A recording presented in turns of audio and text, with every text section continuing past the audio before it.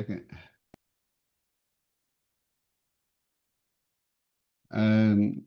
The meeting started. Okay, well, I'll tell you what, again, I apologize for the rush nature. I pulled up I had a computer glitch. I had to restart everything. So while I'm talking to you guys, I'm trying to play catch up on my computer. Can you hear me? Yes, sir.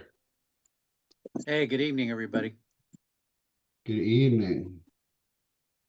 Hold on. I'm trying to pull up the agenda now. So okay, just a minute.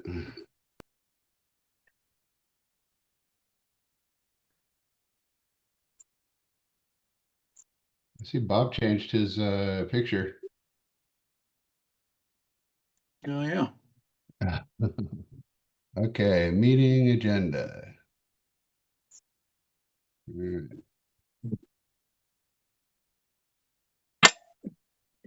So, Kurt, I've been trying to facilitate all this thing and while you're world traveling, but and you are still president. Do you want to lead the meeting since you are able to be on here, or do you want me to just take us through it?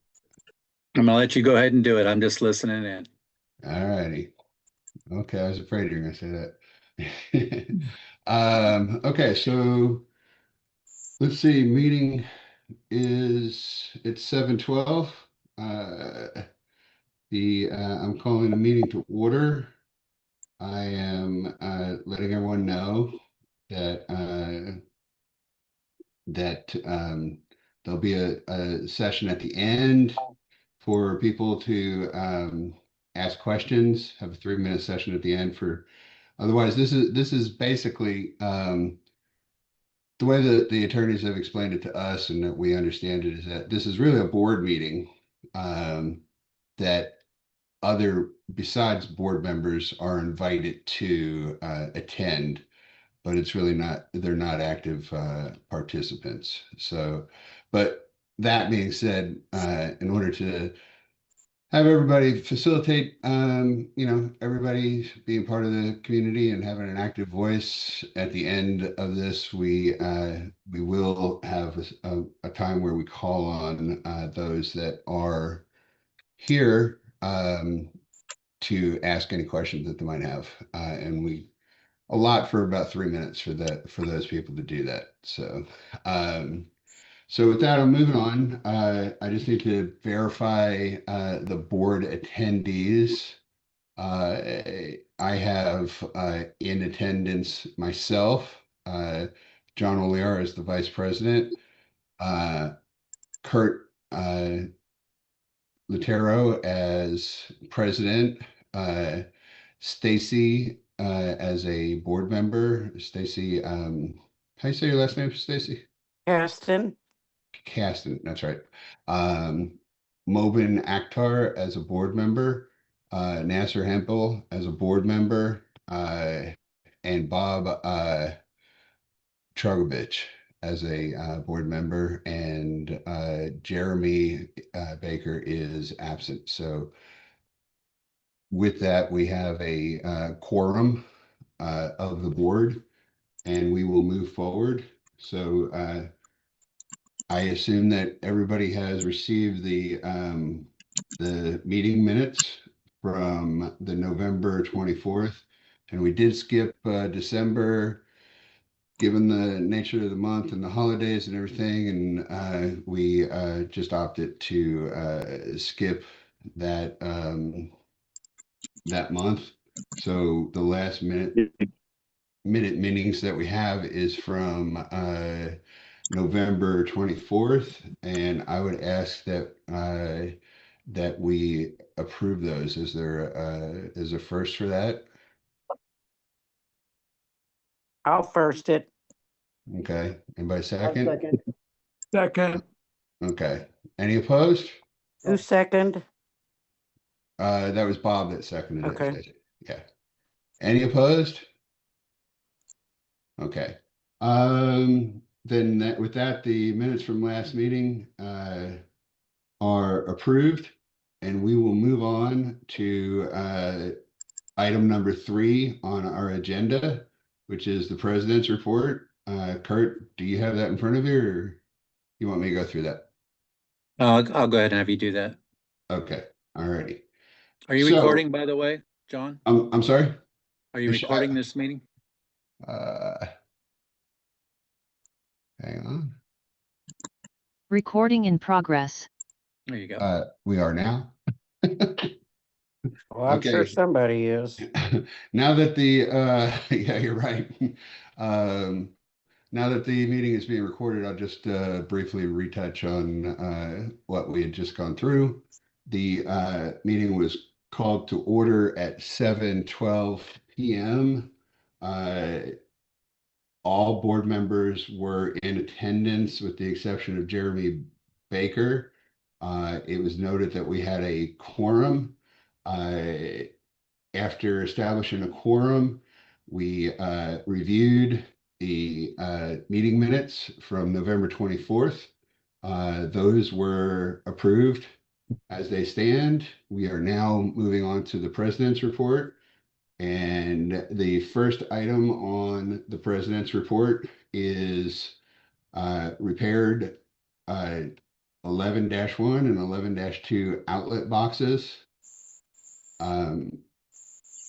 Who was involved with that? Contractor? Okay, so just a contractor. Okay, and that's been completed. Yes. And then we had a rather massive water leak in the parking lot, but it has been fixed, and that was a contractor. That was the city. Oh, that was the city. Oh, okay. All right. I apologize. Thanks, Yeah. Stacy. Thanks for the correction. Creo que no. Floating, there was a floating pier that was loose. Stacy's husband, Kit, got it tied up to 12-4. Talked to the owner, and he's okay with it temporarily. The pump out line had a leak, but it got a temporary fix. I believe that was also your husband, Stacy? No, we got that done. I think Christian fixed it temporarily, Okay. and we just need to look into getting it fixed, I guess. Okay, perfect. Okay, and with that, we'll move on from the president's report unless the actual president has anything else to say. Well, I haven't been there in a while. So I don't know what's been done. Okay. No, I just wanted to know if you had any comments or anything, so we're good. Hey, Moving on from hey, that. John. Yes, Hey, sir. who's in attendance? In attendance, we have Christian Allen, Donato, we have Javier Schmidt, we have Mr. Springston, we have Christian. yeah, I think I said Christian, and we have Dennis Peltier. You guys should be able to see that on your screens also, hopefully. I Can you don't see see- Dennis. I do see Donato.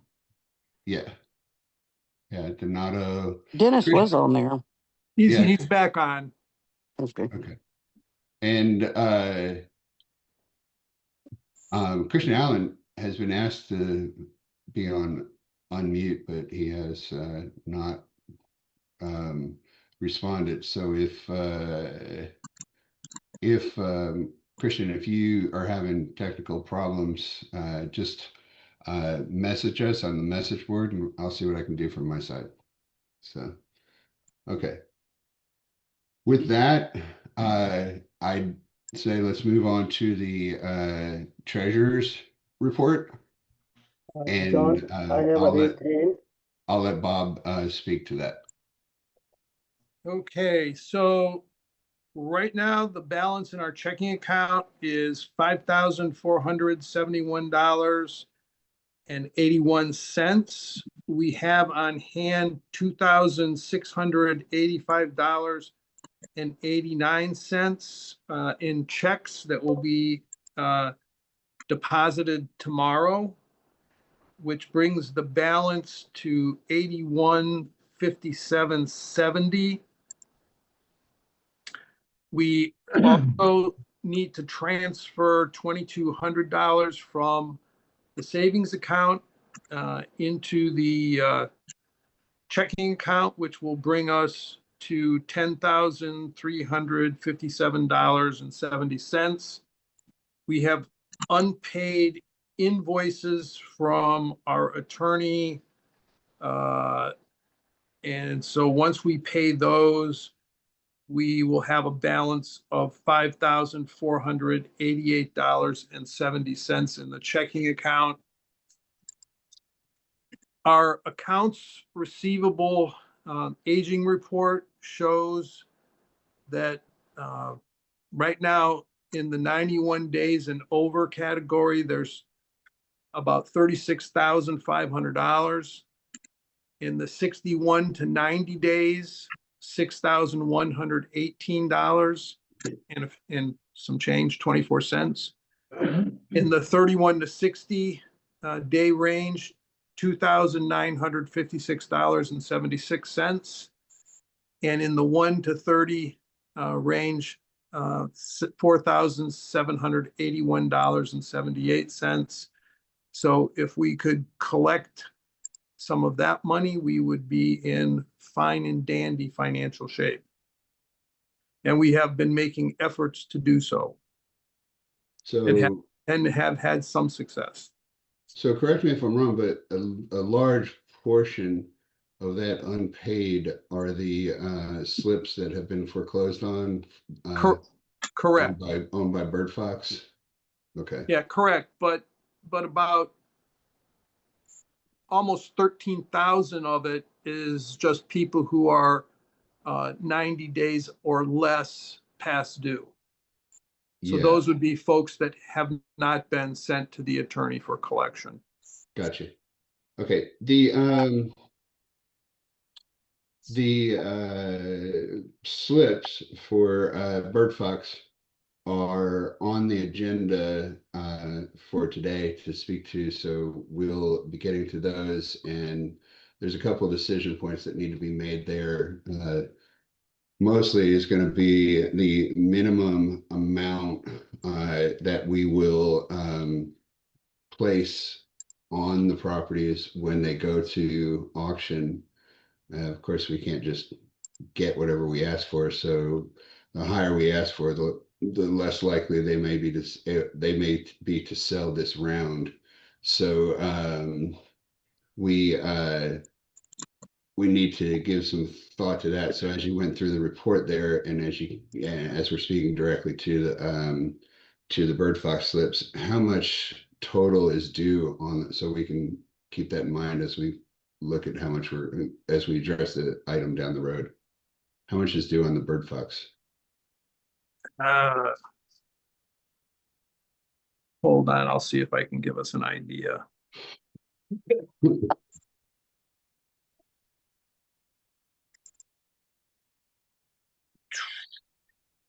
Yeah, I'm sure those slips are going to sell very quickly. Yeah, I think that there's a lot to unpack there when we get to that agenda item. Yeah, Yeah. I don't have the total amount due, including attorney's fees. Okay. All right. Well, Only Mitchell would, Yeah. Mitchell tracks that. I don't track that. Okay. I can tell you that I've communicated back and forth with Neil a few times, and I think they were around like 17,000. So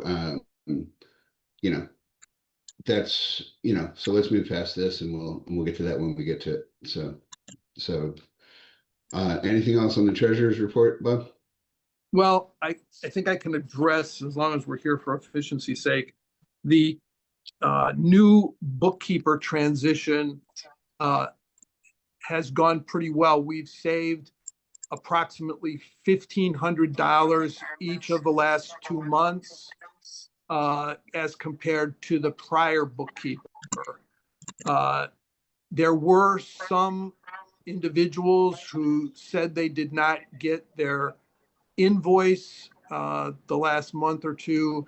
A lot of those, however, were people who either the invoice, since it was coming from a new source, went to their junk mailbox, or they just didn't realize that the invoice was for their slips, because we sent when they contacted us, we sent the new invoice to the same address we had sent the old invoice, and they miraculously got it that time. So I think people just overlooked it because, in large part, I'm not saying there weren't some that didn't get it, but in large part, it was that it was from a new biller, and they may not have looked for it.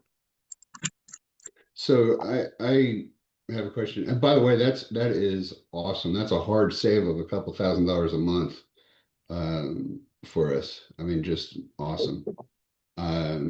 The question I had, the credit card information transferred, right? So if you had one on file, it just transferred to our new bookkeeper. Correct. Okay. I assume, since I hadn't heard anybody screaming for money, I figured it was somebody was getting their money. Yeah, So, a few people also, their credit card had expired, and yeah. so we had to deal with that. So, I mean, there's always going to be some, problems with a transition like that, but I think for the most part, it's gone pretty smoothly. And the other thing is that QuickBooks Online is somewhat less capable than the desktop QuickBooks, and we can't do some of the same stuff that we could do before. Gotcha. But we were able to have some continuity and maintain most of the records that were from the old bookkeeper to now. Correct. Awesome. All the records have gone either to the new bookkeeper or the person that's helping out the new bookkeeper. That's awesome. Okay. All right. Anything else, Bob, before we move on to No. new business? Okay. Okay. Actually, I apologize, to unfinished business. So looks like we have about 7 items on unfinished business. I'm going to go through each, give some time for comments, and then maybe if there's something that we can do to bring the resolution to fruition for those items so that we can get them handled, and then we can talk about it then. So the first item, which has been on unfinished business, is a previous star of unfinished business, let's put it that way. The parking issues, including the condo spots, the towing company, delays in performance, general parking situation, a need to form and collect license plate numbers from all slips. And by the way, one of the things I did in this agenda is anything that was on here that was like piecemeal, that had some, I grouped them all together. So parking issues was one that a bunch of kind of previously solo outstanding items from unfinished business were all grouped into one parking issue. So does anybody have any comments on the parking issues? Or I'll try to take each little item one at a time, sub item in there. Yeah, I got a question. So we submit all our license plate numbers to who? We need to create a form that has everybody put their license plate numbers in, so that we have a record of them, and we need to document that and then submit that to the towing company so that they will have it on record. Gotcha.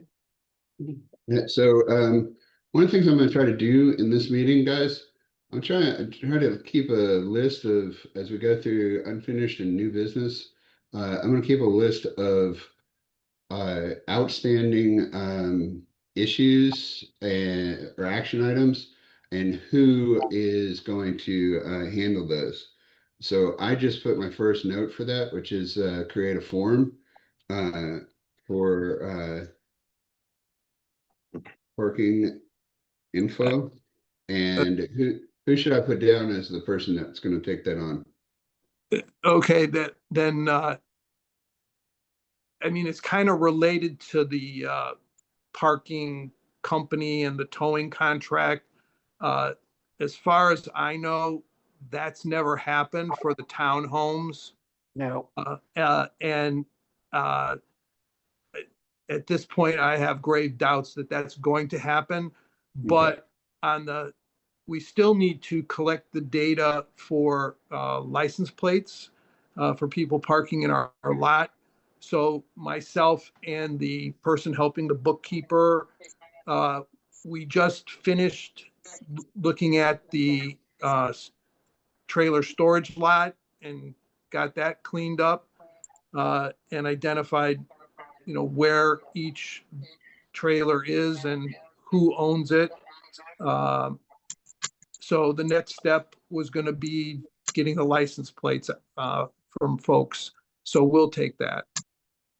Alrighty, so I'm putting Bob down under item A and the Bob, I'll action. help you if you need me to.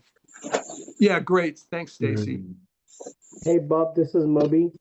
I can volunteer to create the form. Okay. Well, yeah. Okay, hang on. I'm putting, these are my notes, Bob, general effort, with, Stacy assistance. And I'll send these out to the board members afterwards with Stacy assistance and, Mobin, will create form. Does everybody agree with that? Yes, sir. Perfect. All right, awesome. Yes, Mobin, ma'am? I'll send you the trailer list. If you could do like a diagram, because I just used a couple of tables. So if you could do a diagram with that, that would be great. Perfect. Just send that to me in the email. I will. Thank you. Okay, that means the next meeting, we're gonna say, hey, guys, this is your item, what happened? Instead of just calling out, hey, everybody, who's working on that, what's going on, so. Alrighty, Doc 2021, status update, Yeah, that was repaired quite a while ago. okay, alrighty, then I'll just move on. Maybe it didn't need to be on unfinished business. I think the deck board replacements were also completed a while ago. Yeah. Yep. Okay. And Bob just discussed uncollected assessments. Are there any action items under uncollected assessments that we need to put on the action item list? No, not Okay. to my knowledge. Okay. All right. And item E, our friend Movin needs to step up to the mic. That's his baby. So Thank fire you, marshal guys. compliance. I actually sent a response to the fire marshal today, and Kurt, you, John, and Bob are copied on it.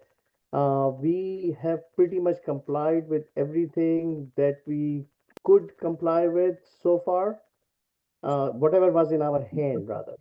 So every single firebox in the marina has now new labels attached to it as per requirement. Uh, some of the electrical boxes, I took a Sharpie, and instead of creating labels at this time, which will come in time, right now I just put on the numbers of which slip the fuse, the breaker belongs to. So in case of an emergency, if a fire marshal has to open the thing, they will see the numbers. An example of one is attached in that email. And then the two exposed wires and the electrical boxes in the original president's report, uh, that was completed by the contractor. These three items were the big items on fire marshal's list. And then everything else is not that great except for the expired stuff that we really, I don't know how to handle that at this time. But I have responded to them. Now the ball is kind of sort of in their court. So I think what they will do is in time they will come back to the marina, look at everything and say, hey, what happened to this? You guys dropped ball here, or whatever. But whatever items that we originally discussed and were up for action, they have been actioned. And the fire marshal, the office, everybody has been updated. Awesome.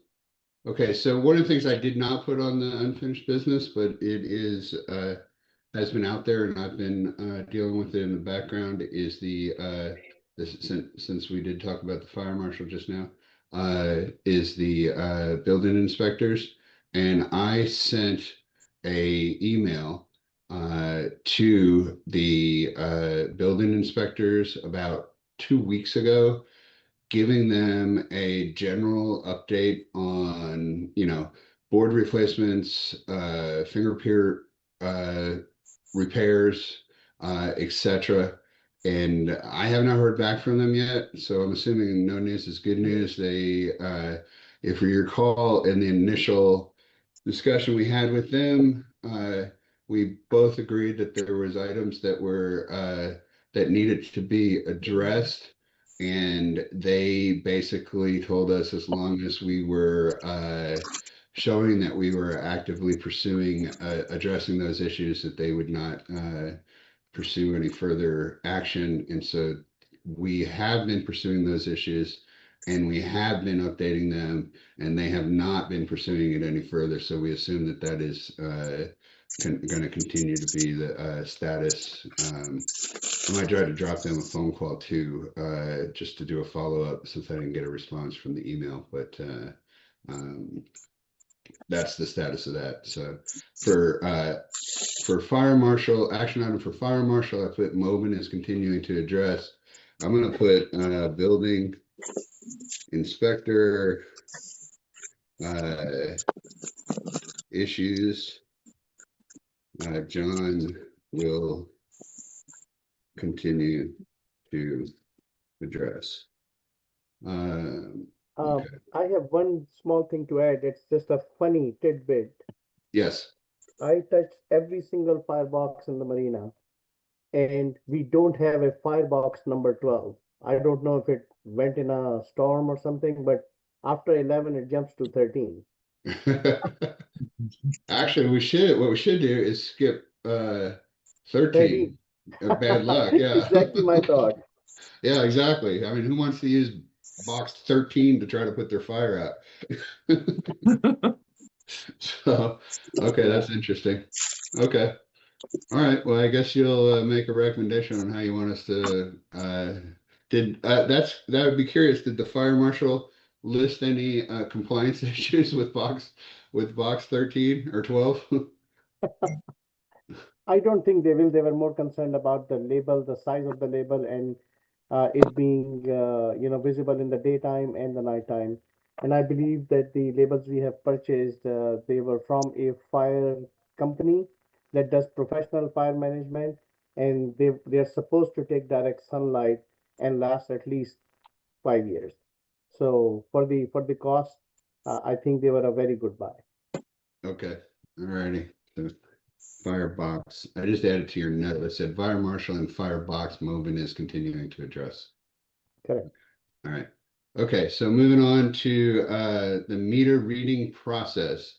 Now, some of these items I put on the agenda because I polled everybody and said, hey, what items do you want on the agenda?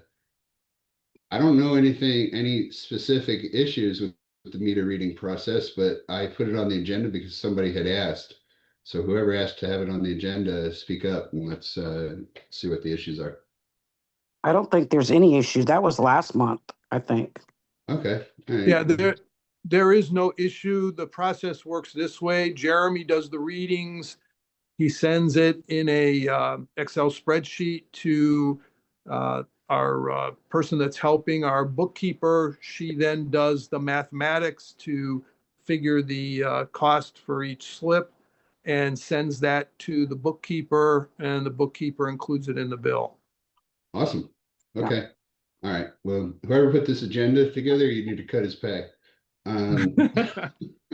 But just on a serious note, when if there is no action item associated with a unfinished or a new business item, then it'll drop off the agenda for next month, unless somebody specifically requests that it be put back on when I poll everybody. So, okay. Boardwalk 13-1 repairs. I think that was addressed too. Which one was it?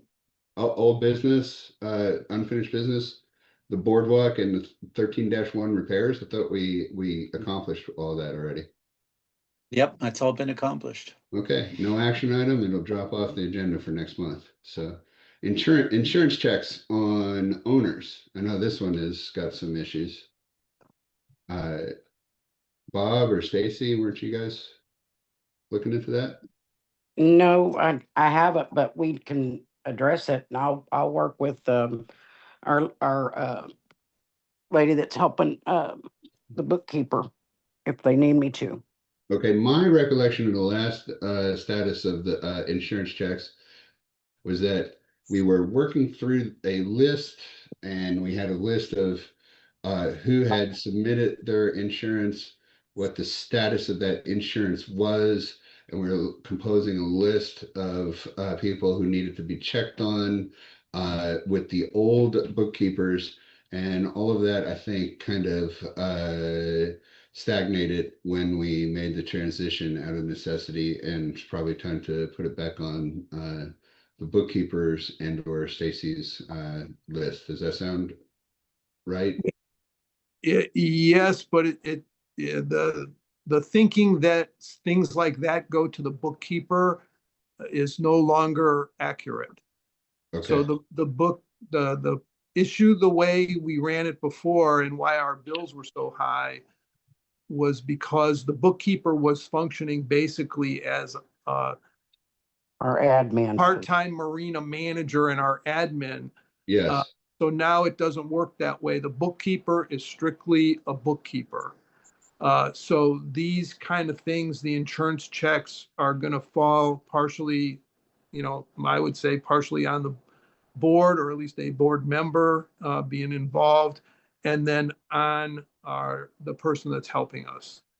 okay, awesome. So action item for insurance checks on owners. Insurance checks on owners, Stacy will organize and address. Is that fair? Sure. I'd say Stacy and Bob. Let's Okay. share it, Stacy. Okay, And good. we'll work with, I think the work will be done by the helper. Okay, All Hey, right. Mobin asked to be unmuted. I asked him a couple times to unmute and I didn't get a response, so hang on a second. Oh, I see his hands up and everything. Oh, You there now, Mobin? thank you. Thank you so much. So I have just a couple of things to add regarding the insurance. And that is Stacy and Bob, I think I can create a page on the website where people can go enter their slip number and upload the insurance document. oh, that'd be great. Yeah, Directly to great, Stacy, great.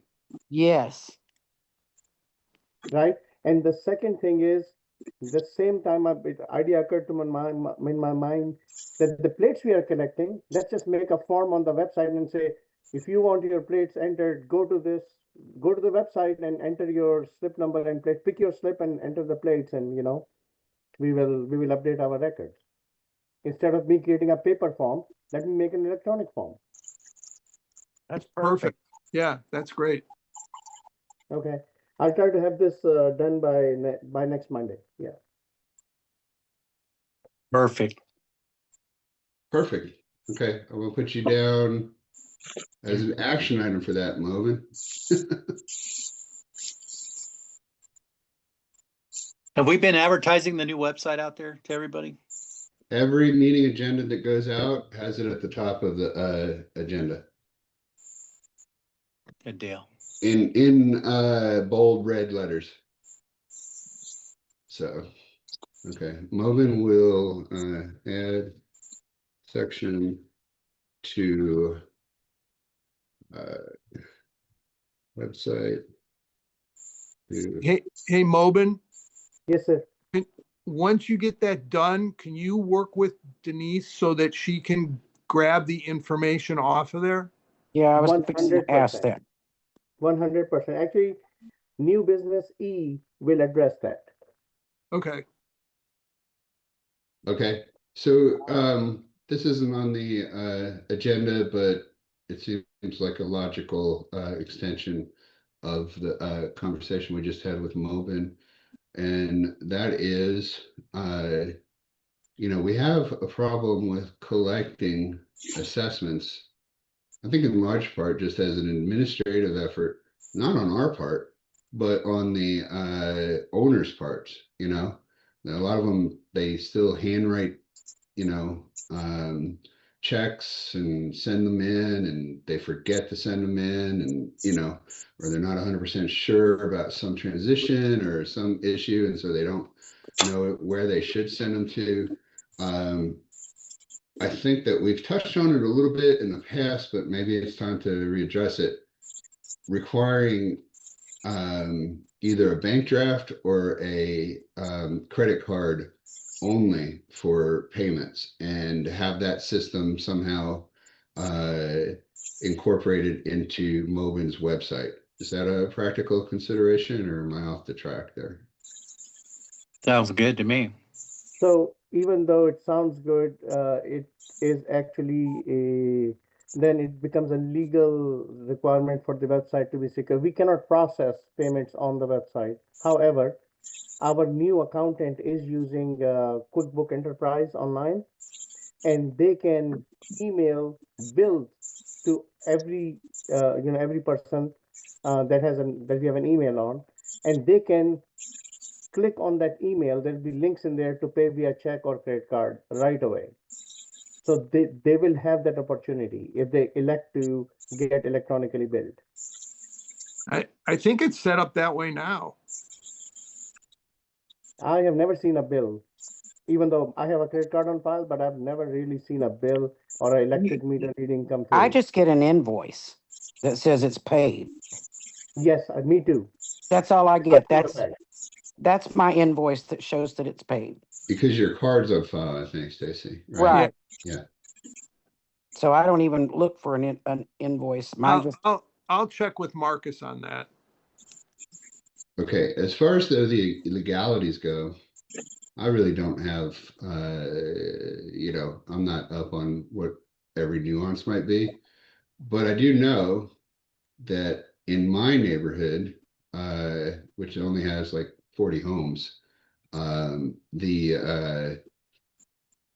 but it's been handed over to a very established long-term HOA management company, and they specifically, of course, they only do it once a year, but they specifically only allow me to pay by a credit card. And they send me an email with the invoice, and I can go to what they call the owner portal and sign in and pay my HOA, and that's the only way they allow me to pay. So I don't know if there was a legality that prevented that. I would think that they would. Oh no, there's no legality preventing that. I was just saying that we cannot process people's payments on our website. Our Okay. account or our bookkeeper can definitely process credit cards online or in a QuickBooks invoice. So a QuickBook invoice, if you have seen one, on the bottom has like a little button says click here to pay. Yeah. And then it takes you to a secure QuickBooks site where they can either pay via check with no fee or credit card with 3% fee, because they do charge processing. But Well, that can be that explored. anyway. I think it's a question for the bookkeeper. Yeah, I'll raise that with him and report back what I find. Okay, Bob will investigate the practicality of alternative payment methods. Fair enough? Yep.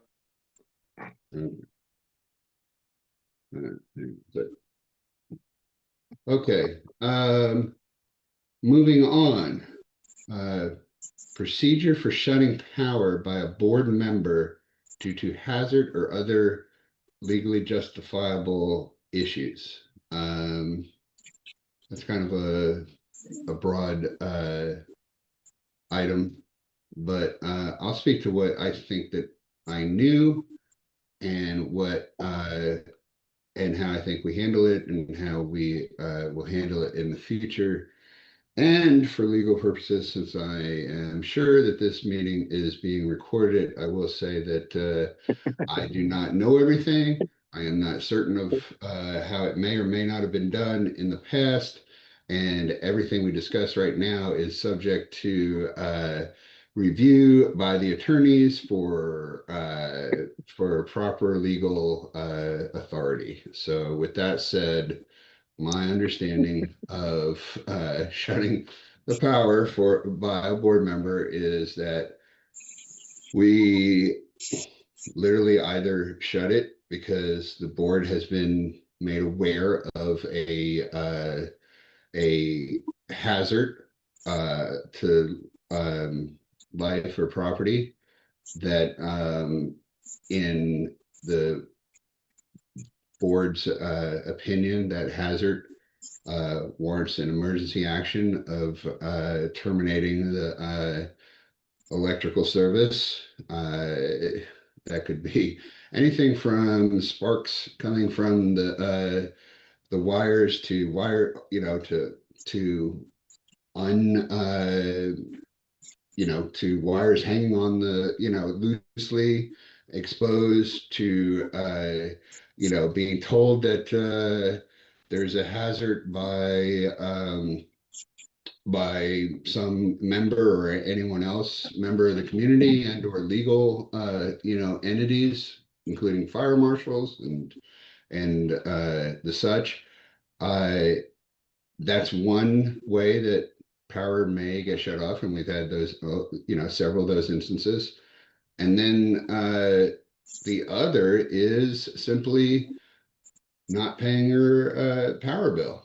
And if you have not paid your power bill, which is separately billed on your invoice from the marina after notification, and typically 10-day final notification, wherein we state to the owner of the slip that they have failed to pay their electrical payments and that in the next, after the expiration of 10 days, they're subject to have their power turned off.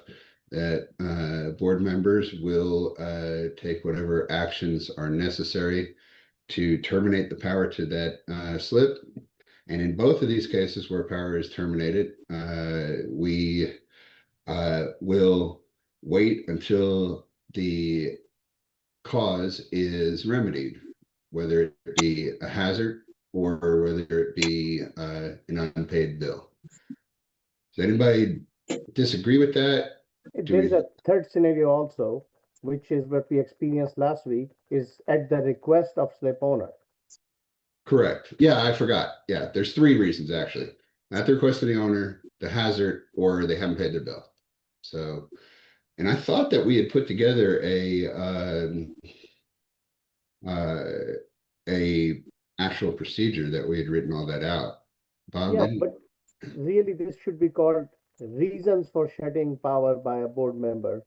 The procedure is you walk to the you walk to the power thing, flip the breaker, close it, shut it down, and come back. Correct. Yes. So this is just different reasons why power would be shut down. And I agree, a non-payment of electric bill, which is such common sense because you lose power to your house if you don't pay your power bill. Of course. And for a obvious fire hazard, which will be documented by the board before turning the power off, and it'll be in the record. So if somebody says, "Why was my power turned off?" and we can explain, "Hey, there were sparks coming, or there was, naked wires that we were scared somebody would get electrocuted, or there were some wires in the water." I have seen a lot of extension cords in the water, even though they are waterproof, but it's not recommended. So And Movin, just to recap a little bit, also those reasons can overlap.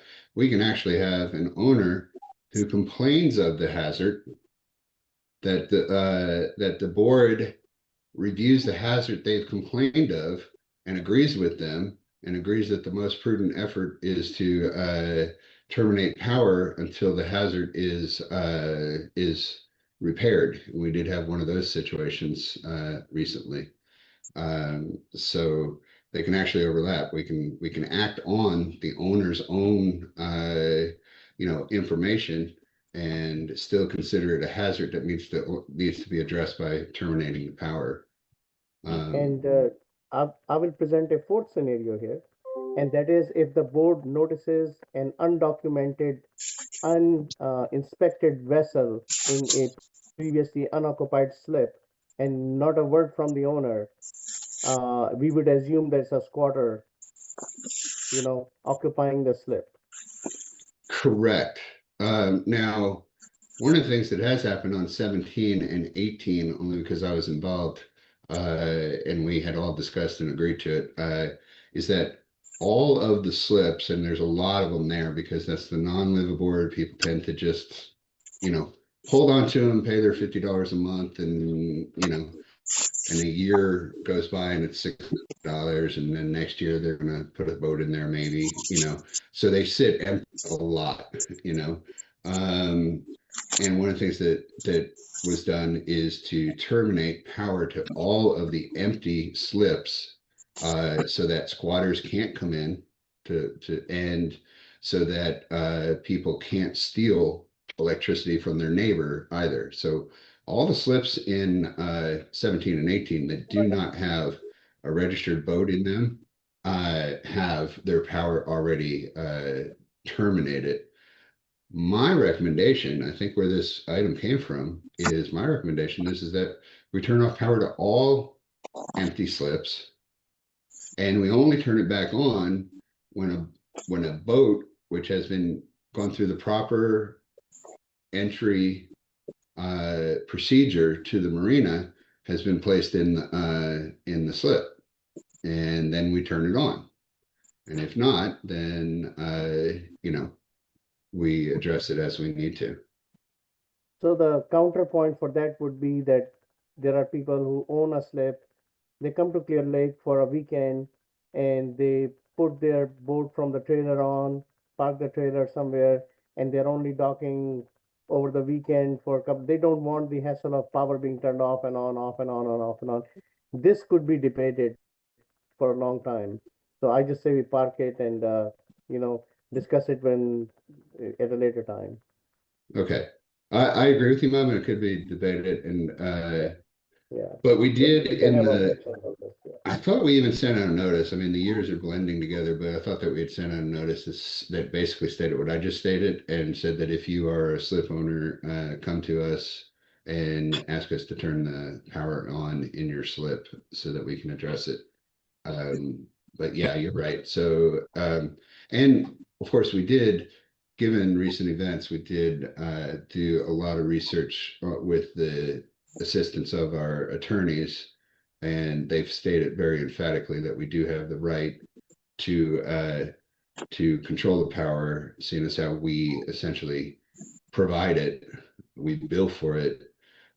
Our DCCRs state clearly that we may or may not provide power to a slip, and that's a key phrase there, that we may or may not, and it's basically the board's discretion whether we do or do not provide power to a slip.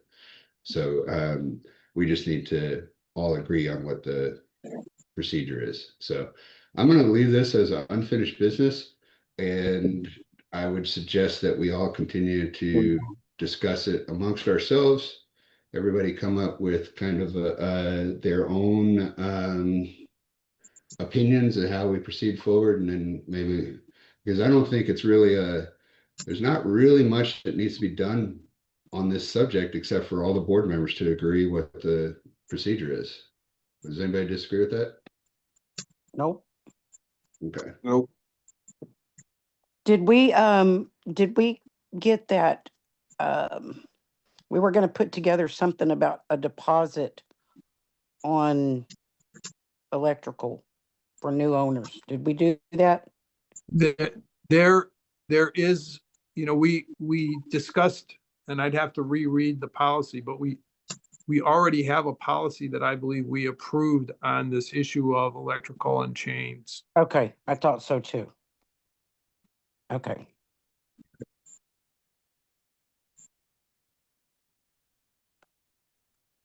So I am putting, board members will discuss amongst themselves electrical procedures, including deposit and termination policy for that item number. Okay. And we can come back next month and hopefully we've all decided what our opinions are. So, okay, so moving on to item number C in new business, dirty boats. Again, this was asked to be put on the agenda by one of you guys, so whoever wanted to address it, speak up. I don't know. Nobody's claiming it. I do have records of the emails, so you guys. Hey, I watched mine 2 weeks ago. I'm good. You know, the biggest problem with it, I mean, man, I went out there. I had some complaints about my boat being dirty. I went out there and washed the thing from bow to stern, pressure washed the whole thing. It was nice and shiny and white. And 3 months later, it had already grown mold and mildew on it again. That marina really facilitates a lot of mold and mildew growing on it fast. Don't forget those poopy birds that Yeah, are exactly. on page 12. Yeah, exactly. So, um, you know, this is another one of those items been on unfinished business for quite a while, and I don't know if we've made any real progress towards how we're addressing it. Except that we did have Bob going around taking note and notifying owners, and we got some action out of that. But and including me, he notified me, and I addressed it, and then there it was 3 months later, and it was mildewy again. I guess I just got to keep going. And once a quarter, I got to go out there and pressure wash my boat. I guess that's the only solution. Any other So I comments guess on that? this item can be read labeled dirty or derelict boats.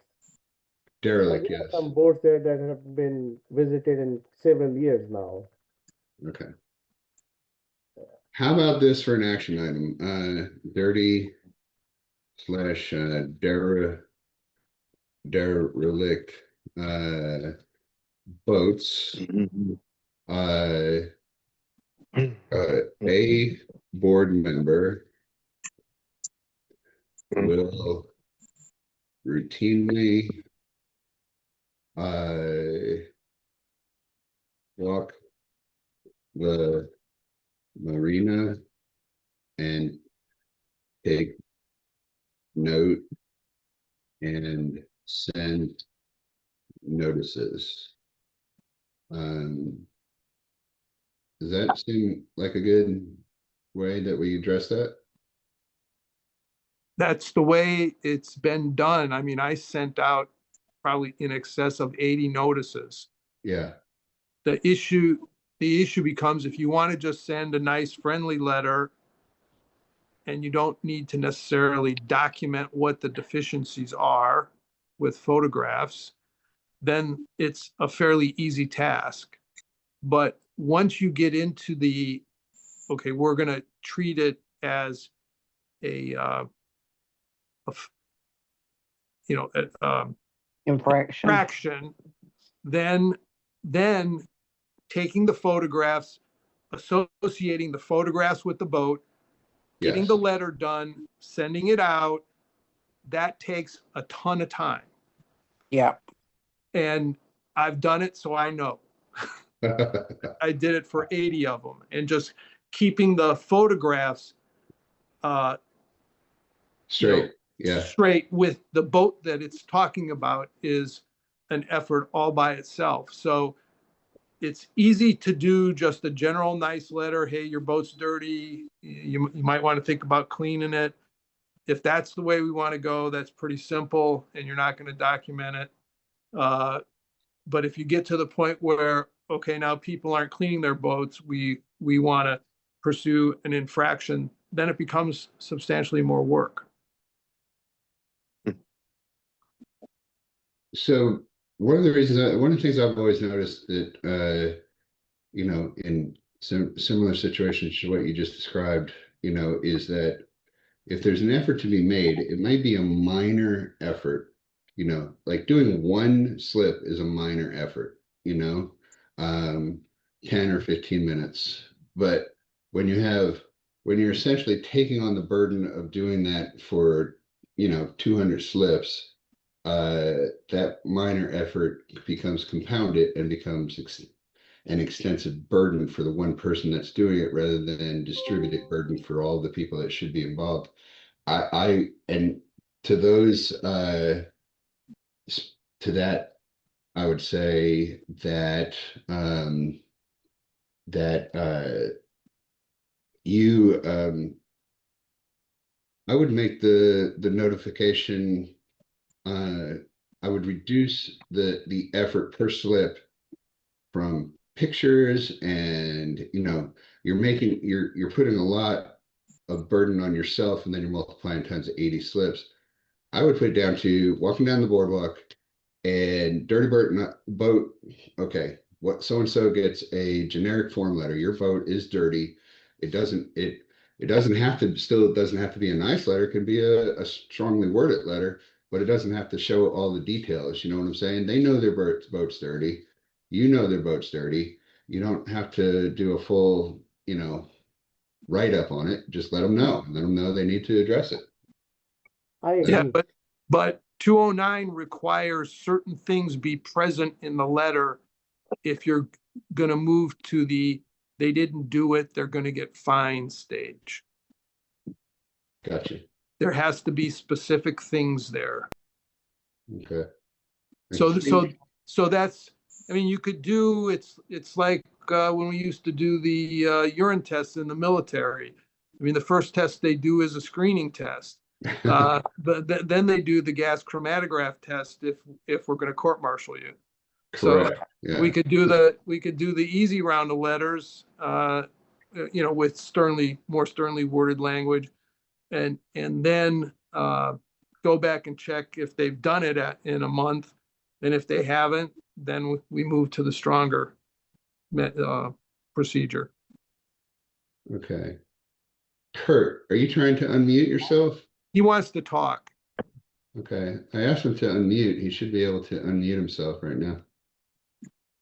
There you go. Yeah, I just want to say thank you. Okay. What's up, Kurt? What do you want to say? Oh, back when you guys were talking about the non-liveaboard slips with the electricity, I just wanted to bring up that a lot of those, should be all of them, have a way to actually lock those slips. So the owner can put a padlock on there as well as the breaker being shut off. Gotcha. Okay. Yeah, I think we've had a couple of requests from owners to actually shut their power off further, and there was only one where it was caught up in some legalities that we didn't feel comfortable stepping in the middle of, where we did not turn it off per their request. So, okay. All right. So, dirty derelict boats. A board member will routinely walk the marina and take note said notices. Bob will either oversee or assign the effort. Is that fair? Yes, sir. Okay. All righty. Let's see. Going back to new business. This one is for Mobin. Who is monitoring the website for emails? All right. So basically, the website we have is for technical and legal purpose, literally a information site or informative site. It does not collect anybody's data. So anytime people send an inquiry, send a classified ad or whatnot, all that gets forwarded to a email that is designated by the board. For instance, if they have a web question, it comes to me. Classified ads also get forwarded to my personal email. Inquiries about the marina or slips go to the Wharf's official email account. So basically, the website is a forwarding agent. Even when people fill that form to contact, it just takes that information and emails somebody that this guy is asking this question. So there is no monitoring the website for emails. Whoever uses the emails in the website, they just get forwarded to that related email. Does that answer the question, or did it make it more complicated? Nope, I understood. That was your item, right, Stacy, that you wanted on there? Uh-uh, Okay. I don't think. If it was, I didn't Well, know. there was a request for classified that came through, and I responded back to the lady saying, since it get forwarded from the website, I didn't get the picture you want to post. Would you send me a picture? And until then, I'm going to use a stock picture of a slip, because that slip, they want a slip for rental. Like, there's a great classified, so that's our first customer. I call him customer. That was our first listing in classified, which is online right now. And they finally were able to email me a picture through I think they reached out to Stacy, they reached out to Kurt. If they had just read my email, it said, here's my personal email, send me the picture. And and I'm trying to figure out why it's not forwarding a picture to the website right now. And I don't know if something she's doing, because every time I send something, I'm receiving the email through the website. So Okay. it's just a matter of a little bit of troubleshooting. But once again, our website, for all legal purpose, does not collect any data. No public data is stored on this website. Anything and everything gets forwarded to a different email. Yeah, that's the same thing Google tells me. I don't believe them either. Uh, okay, so we've dealt with E, no action items. Everybody satisfied? Yeah. Well, I just got a quick question, Mobin. So what is that email and who is monitoring it? It comes straight to my Hotmail. Okay. If you're talking about classifieds, if you're talking about the questions about slips, it goes to WSMA MGR at whatever Stacy provided me. No, I That don't, I've questioned that email right there. Oh, that's why. Okay, it might Yeah, be an I've old questioned email. that email because I don't know who's email and who's monitoring it. Maybe we should give that to Denise, or use Denise's, or whatever generic email. All right. What I will do in this case is, in the next couple of days, I will make a list of all emails that are used as forwarders in the website, and I'll send it to all board members, and you guys suggest where it should be, which person should the email go to, for which task. Well, I understood, Mobin, I thought, That problem. Bob, didn't you have a official email? Yeah, Bob has one.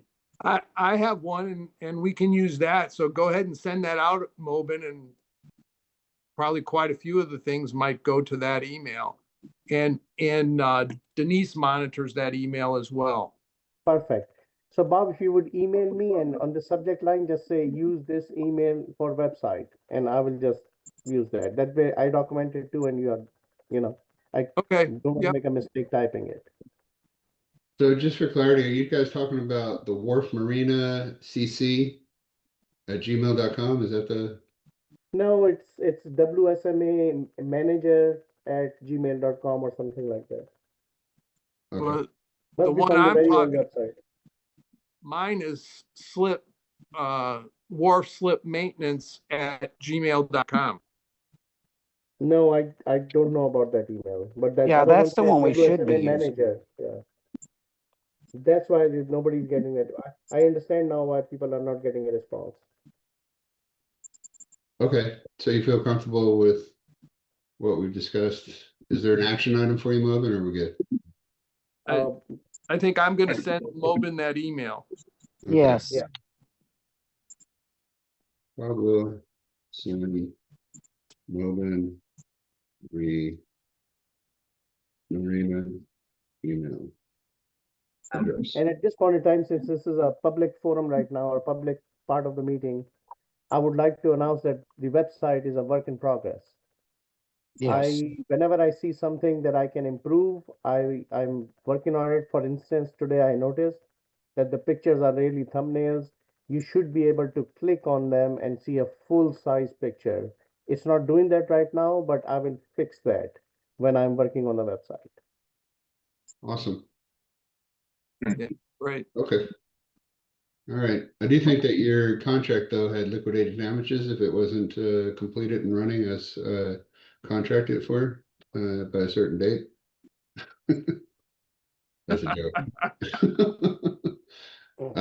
Okay, so let's move on from E. The only item I put there is Bob will send Movin the Marina email address. So, Right. okay. Let's move on to item F, cold weather prep. Although hopefully we've gone past the need for that this year. We've got Maybe. another cold front moving in next weekend for a couple of days. Wonderful. Okay. What do we need to discuss there? I thought that we had pretty much got that down to where we had drains installed and we had a plumber on call, and we when we saw it coming, we shut the water off and drained the system. Is there something else? Who's gonna do that? We need to determine. Every year, the contractor usually does that. Okay, And I usually send them an email just saying, you know, we'll go ahead and pay for your services to go out and prep before the freeze. And he's pretty good about any emergencies, but that was part of the deal that we talked with him.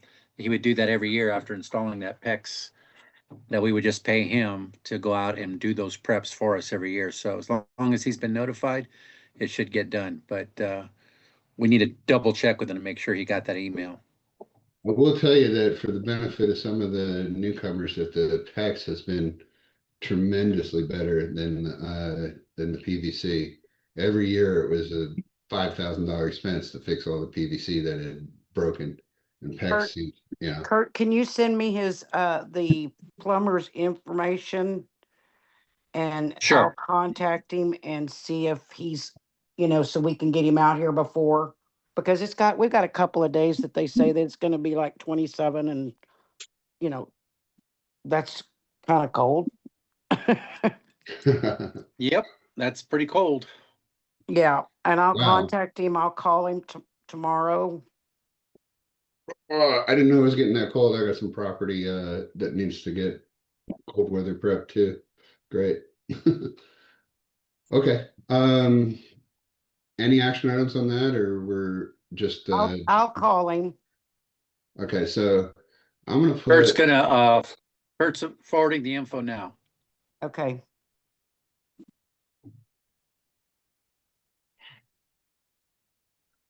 Got it.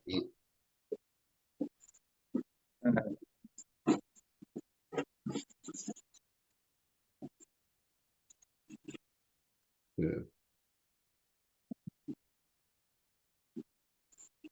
Hang on a second, I'm typing out a note here, and Kurt will.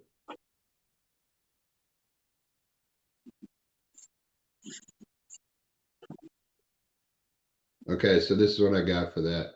Stacy agrees until further notice to be the contract notifier, and Kurt will forward contractor information. Does that seem Correct. reasonable? Yep. All right. Okay. Hang on a second. Okay. Moving on to item G. People are advertising the slip on Facebook with all previous amenities, pictures of the pool, bathroom, etc. That was the That's note. my item, yeah. Yeah. I actually identified a couple of ads, recent ads, like in the past few weeks, where people are trying to sell slips and they don't even know that the amenities are no longer there, especially the pool, bathrooms, and all that. People are advertising all this good stuff. And um, for a couple of them, I just messaged them and said, please refer to this new website because the amenities are no longer there. For latest information, just refer to the website, and you can also advertise for free in the classified section. But if you guys see on Facebook Marketplace somebody advertising a slip for sale, and you see the information that's grossly wrong, like there is no pool, because people that say, oh, you can bring your grandkids to the pool, it's an enjoyable place, blah blah blah. Just nicely message them, say, hey, go to the website and just read up on it. We no longer have those amenities, which actually brings me to another interesting point. We and John discussed this earlier today. We are still in the process of repairing the pump out station, which has a small leak. I don't know who's working on that, but is there any update? Because especially for us that are in the non-labor boat section, it is critical for us to, we use a bathroom on our boat now. So where do we go to pump it out? Station is on the liveaboard side. Christian temporarily fixed it, but we need the plumber to actually fix it. We should get a licensed plumber to fix it properly, but it's located on dock 11. And No, the, no, con- I know where it is. I'm just asking, is it usable now? Can I take the message off the website that it's I not believe available? so. Okay, Stacy, you know the status of that? Didn't he temporarily fix it? yeah, I just temporarily fixed it. So, Should be okay.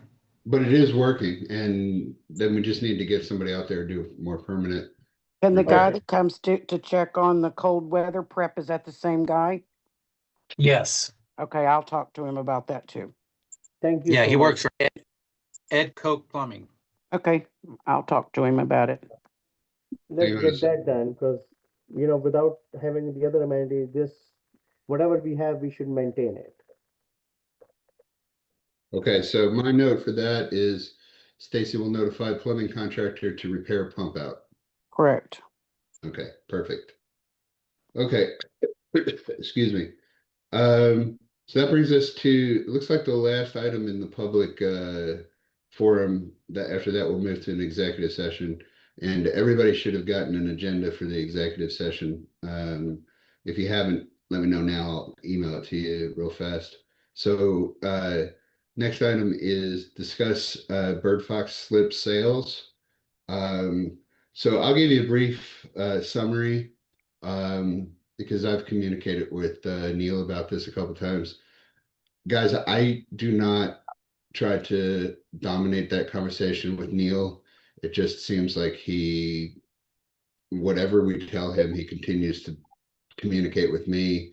And then, of course, with RMWBH, I have a separate lawsuit that is being handled by them. So a lot of times I wind up speaking to them and the discussions kind of intertwined. So I'm not trying to keep anything from you guys. I do try to forward things like the one that I forwarded to you guys today, which we need to talk about in executive session. But I do try to keep you guys in the loop. If I am occasionally, a little bit, if I missed the mark a couple times, it's not intentional. I apologize. So, but you guys should be. I'll bring you up to speed on what I know about Bird Fox right now. So Bird Fox is a corporation. They owned the slips, and I will premise this conversation also with all the legal, hey, I'm not the attorney for the marina. I'm not up on every nuanced detail. I'm not stating any legal opinions here. This is what I understand. There may be a more correct understanding, and if there is, then I am making an error in what I'm stating, and the attorneys are the official people who know everything. And so anything I state is not our legal position. It's not our legal, there's nothing legal about this. It's just my understanding, having spoken to the attorneys about what the circumstances are. So what I understand, having spoken to the attorneys, is that the bird fox slips, though we're referring to two slips, they were owned by Bird Fox, and as Bird Fox, while Bird Fox owned them, there was past due assessments. Bird Fox was sued. Bird Fox lost that lawsuit. Subsequently, others attempted to become involved through direct action and appeals action. All of the legal issues surrounding the bird fox slips, that relate to our ability to offer them for sale and to legally convey ownership have been overcome. They and have been overcome for several months. It's just that the law firm has been doing other things and they've been composing a final tally for the associated legal fees. They've been filling out the paperwork with the constable for the sale, et cetera, et cetera. And as it stands now, they probably will miss the February 3rd auction, although I can't state that for sure. They're still trying to make it. They've communicated with the constable's office and they're waiting for the constable to get back and forth to them. They probably will miss it, but they will definitely not miss the month after that. And these slips will be offered for sale at the constable's office auction. And what the attorneys want from us is a position, and we can designate any amount as the minimum that we will accept up to the amount that's owed on the slips. And I went back through some of my emails while we were talking, and from what I can see, we're around 17,000. That is not a legally stated amount. That is the closest assessment that I have after a cursory review of the emails. But I think it's around 17,000.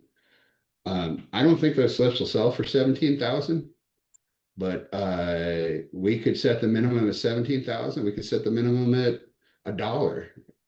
It's our discretion. Now, they will go up for auction.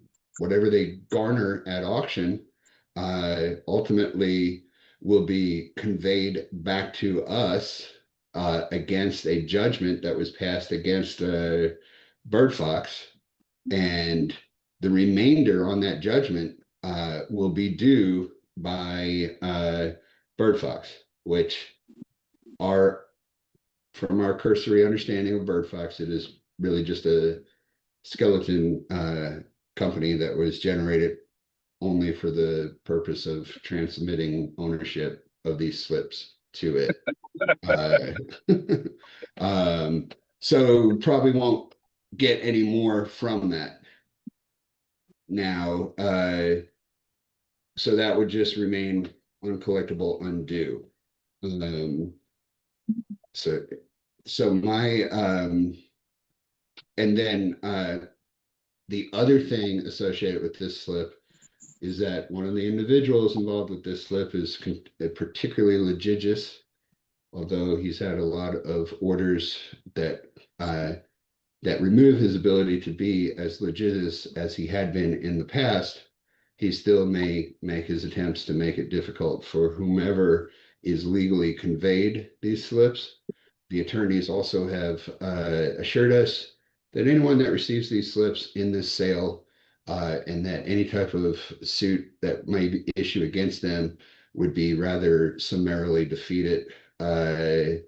We still have to recognize that that will be a stain on the conveyance and ownership of these slips. So we have all agreed amongst ourselves that we would announce the sale, the auction, when it is set to the entire marina, so everybody has the opportunity to bid on it, and that we would also announce that should the slips become unusable for some period of time while they are maybe tied up in some type of legal circumstances, that the board would pause any assessments that are due on those slips until they are usable by the owner, because it's not going to be the new owner's fault that whatever happens.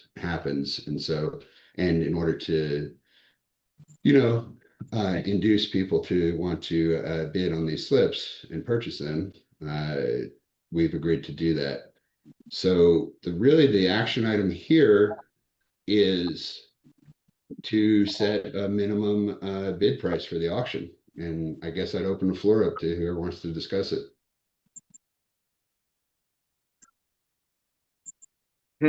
I would love to discuss it, but we definitely need some hard numbers first from the attorneys to see where we're at. Well, there's two things, Nasser. One, I don't want to state an incorrect hard number in an open forum and have that be recorded and later put into a legal document that says that this is how much they say that, is owed, and it's contrary to what was stated here. I can tell you that my best understanding is that it is very close to $17,000.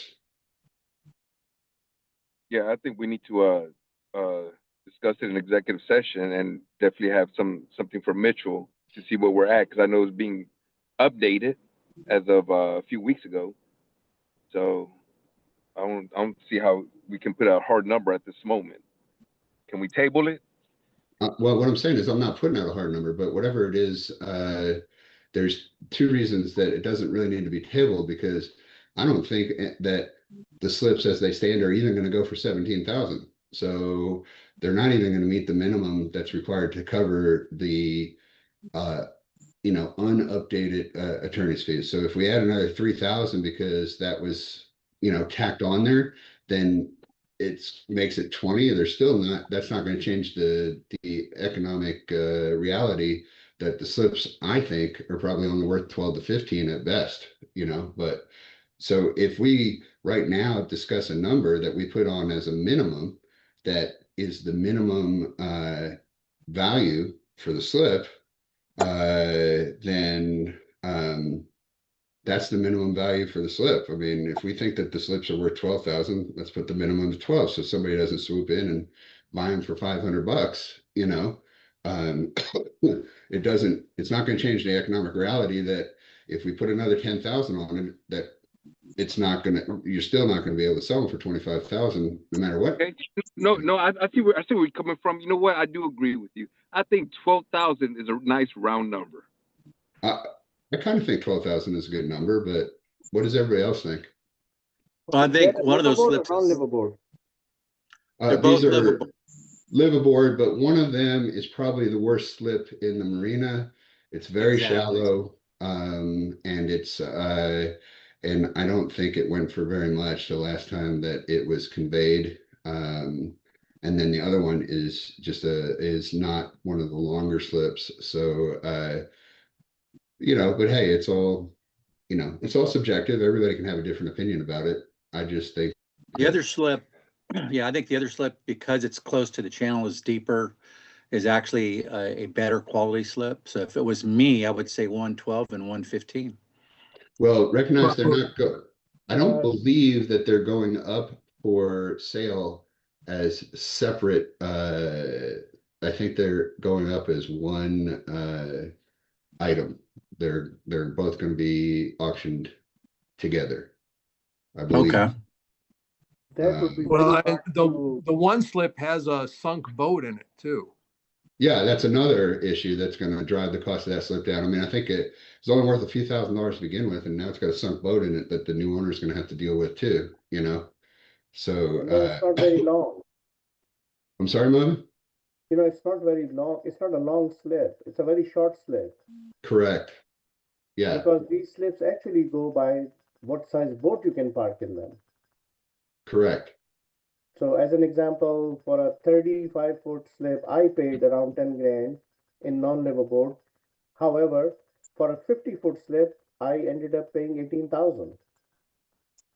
Yeah, my last 50 foot, I used to own about six. My last at 50 foot, that's right next to the only slip that I kept, which is a 50 foot, I sold for 18,000 on the non-live board.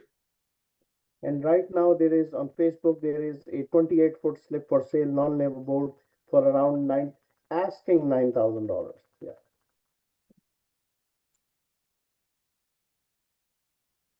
Well, we got to I, come up with a consensus number.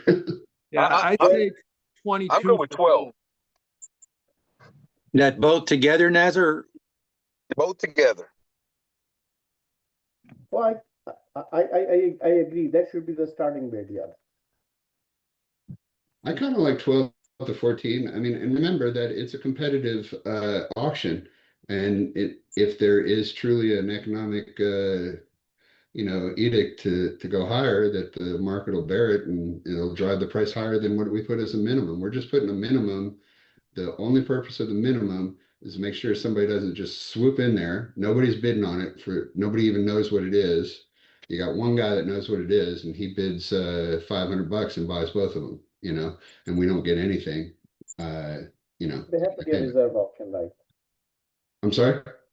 If it's a reserve auction, I would say start with 10,000 because that at least covers our dues. However, the lower the number, the more people will try to bid. Yeah. It's a psychology. Now, I can tell you that I've gone to many Galveston auctions, and they are in person. So Montgomery does online, Harris and Galveston do in person. So you guys show up in person. So, generally speaking, if somebody jumps in and bids 10, they're going to bid 10, 11, 12, before they get discouraged. I've just seen it many, many times. So yeah, setting it a little bit low, but it also can be dangerous if they jump in bid 10 and nobody else there is interested, then it goes for 10 and we leave a few $1,000s on the table. I say 12.5. No. Say 12,501. I think that's a good 12.5. So I'm gonna toss out the 12. I still think 10 is, I just hate to see it go for 10. Because remember that we're not going to get any more than what it sells for because of the nature of the Shell LLC that Bird Fox is, so I'd hate to see it go for less than 12, and then Now, is there a lien on that one, on those? well, of course, legally speaking, there was a lien and all that was done. Yes, there's a lien. And all of this was facilitated by a lien, and all of that there's been numerous appeals. Sure, you guys are aware of it. There's been numerous appeals that were filed. All those have been rejected out of hand. There's really nothing left legally. We have been notified legally that we are entitled to sell the slips. Just administratively, we haven't gotten all of our ducks in a row, but we're at that point, and I'd suggest 12, 13. Anybody have a higher number? No, 12. State? So let's just ask each person. So for me, 12 is a good number. I think so too. Yeah. Especially given the fact that there is a sunken boat in one of them.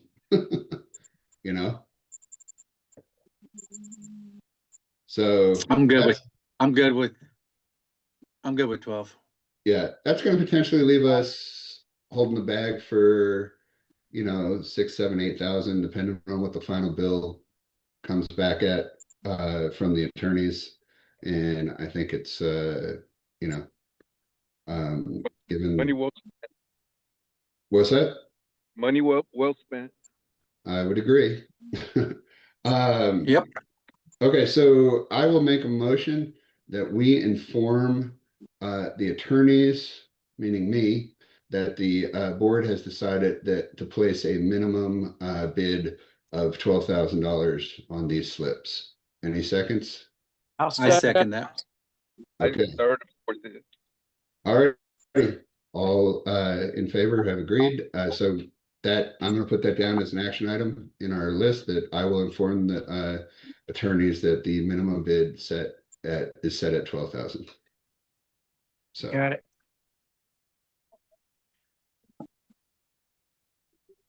hang on a second. May I say something here? Again, I have done one auction before, so I have a little bit of experience in this. Sometimes they will tell you that they're going up together, but at the last moment say, oh, we can auction them separately. In that case, I suggest 8 and 4 as a dividing line. I would agree with you, and I would, unless there's an objection, I'll change my, notification to the attorneys to reflect exactly what, Mogan just said. No objection? Okay. All right. That's what I will do.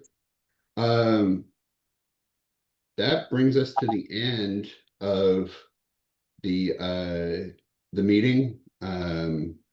I will first ask that we adjourn and then ask for public comments. So I make a motion that we adjourn the meeting. Second. Second, okay, all in favor? Me, yeah, Aye. I agree. Aye. All right, okay, so officially, the January 19th meeting is adjourned. I'll now ask anyone that has At 8:41. at 8:41. Not record time. Kurt holds the record, but we're doing okay. So any I'll now ask anybody from the membership that would like to make a ask a question or make a public comment to raise their hand. I'll be able to see it. I'll call on them. Otherwise, we will ask the members to drop off the call and we will continue with an executive session. Going once, going twice. Okay, alrighty. I'd ask the members to drop off the call and we'll move to executive session. I'm also taking a quick 5-minute bio break and I'll be back.